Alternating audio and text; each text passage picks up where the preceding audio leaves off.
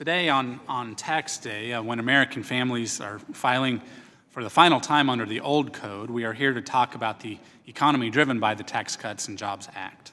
It is an economy experiencing the lowest unemployment rate since the turn of the century, and yet we still have record numbers of individuals on the sidelines and out of the labor force.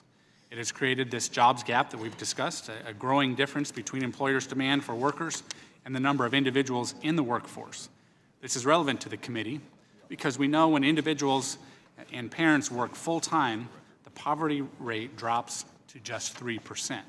We also know how work supports, such as childcare, case management, and transportation, when combined with work, can help make the American dream a reality for more Americans. Mr. Secretary, what is your view on the jobs gap and the role your department plays as we prepare to reauthorize the Temporary Assistance for Needy Families Program, or TANF? How important is cross-agency collaboration and coordination? Mr. Chairman, thank you for the question. And first, let me begin by acknowledging what you made clear, which is the job gap is significant, it is real. More than 6 million open jobs in the United States right now. As we look at how to fill that, cross-agency cooperation and collaboration is critical, not only with respect to TANF, which you referenced, but also with respect to workforce education. There are currently over 40 different workforce education programs across agencies. That is a number of programs that often overlap. We've requested for 2 years in a row flexibility so that governors can redirect funds within their state from one workforce education program to another education program on the theory that I think is absolutely correct, which is all the states are different. And Nebraska is going to be very different than California, which is very different from Florida.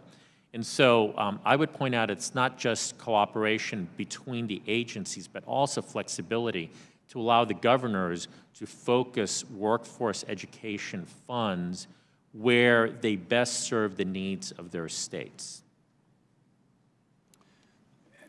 Nebraska, I will point out, is a great place to do business. And even at the height of the Great Recession, rural Nebraska communities were going to high unemployment states to recruit workers and to fill numerous unfilled jobs. And we know that having too few people to fill the jobs will actually draw down economic growth unless the entire region can attract more workers. Would you have some insight for rural states or even remote areas of the country to address this issue? Mr. Chairman, as you point out, Nebraska's unemployment rate is below the national average, and so the skills gap is particularly acute. Something that I think is important is if we look at our educational system, is our educational system doing everything that it can to address what is really a skills deficit, coming at it a different way? We have traditional education, and we have workforce education, and we have siloed the two without much communication between them. And so my question is this, as we think of the universities in each of our states, we're often familiar with how many students they enroll, but do we ask how many students do they graduate? What jobs do those students acquire upon graduation? How do those jobs pay? And are we really working to inform those educational systems of the in-demand skills so that they can focus students and just give them the options? And so, for example, there are many people that engage in study abroads my question is, if you can do a study abroad, why can't you do a semester at a police academy?